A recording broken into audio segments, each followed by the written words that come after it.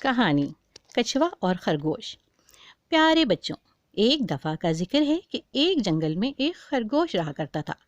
وہ بہت تیز بھاگتا تھا اور اسے اپنی تیز رفتار پر بہت غرور تھا۔ اسی جنگل میں ایک کچھوا بھی رہا کرتا تھا۔ کیونکہ کچھوے کی رفتار بہت آہستہ ہوتی ہے، اس لیے خرگوش اس کا ہر وقت مذاق اڑاتا رہتا تھا۔ ایک دن وہ کچھوے کا مذاق اڑاتے ہوئے کہنے لگا، تمہارے پاؤں کتنے چھوٹے چھوٹے ہیں اور تم کتنا آہستہ آہستہ چلتے ہو۔ تو کچھوے نے خرگوش سے کہا، مانا کہ تم بہت تیز دوڑتے ہو، لیکن اتنا غرور کرنا کوئی اچھی بات نہیں ہے۔ میں تمہیں دوڑ میں ہرا بھی سکتا ہوں۔ خرگوش یہ سن کر ہنسنے لگا اور بولا، اچھا تم میرے ساتھ دوڑ لگاؤ گے؟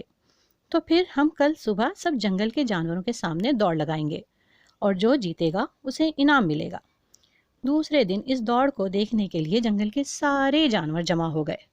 خرگوش نے دور پہاڑی کی طرف اشارہ کرتے ہوئے کہا، جو پہلے اس پہاڑی پر جا کر واپس آ جائے گا وہ جیت جائے گا۔ اور پھر مرغے کی بانگ کے ساتھ دوڑ کا آغاز ہوا۔ تو پیارے بچوں، خرگوش تو تیزی سے دوڑتا ہوا فوراً ہی نظروں سے اوجھل ہو گیا، جبکہ کچھوا اپنی دھیمی دھیمی رفتار میں چلنے لگا۔ خرگوش دوڑتا ہوا پہاڑی کے اوپر پہنچ گیا اور کچھوا ابھی آدھا راستہ بھی طے نہیں کر پایا تھا۔ ادھر خرگوش نے سوچا کہ کچھوا تو ابھی بہت دور ہے، کیوں نہ میں کچھ دیر یہاں درخت کے نیچے بیٹھ کر آرام کر لوں۔ یہ سوچ کر خرگوش درخت سے ٹیک لگا کر مزے سے بیٹھ گیا۔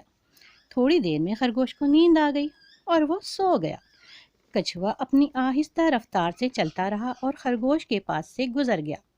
جب خرگوش کی آنکھ کھلی تو شام ہو چکی تھی اور آس پاس کوئی نہیں تھا۔ خرگوش نے سوچا، فکر کی تو کوئی بات نہیں ہے، کچھوا تو اتنا دھیرے دھیرے چلتا ہے، ابھی تو بہت پیچھے ہوگا۔ وہ تیزی سے بھاگا اور پہاڑی کے نیچے پہنچا۔ وہاں پہنچ کر اس نے دیکھا کہ کچھوا تو دوڑ جیت چکا تھا اور ہاتھی سے دوڑ کا انعام حاصل کر رہا تھا۔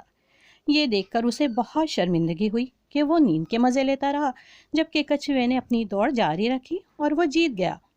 بچوں، خرگوش کو اپنے غرور کی سزا مل چکی تھی۔ اس کے بعد اس نے کبھی کسی جانور کا مذاق نہیں اڑایا۔ تو پیارے بچوں، اس کہانی سے ہمیں یہ سبق ملتا ہے کہ خرگوش کی طرح تیز رفتاری اور غرور سے کام بگڑتا ہے اور کچھوے کی طرح محنت کرنے سے کامیابی ملتی ہے۔ غرور کا سر ہمیشہ نیچا ہوتا ہے۔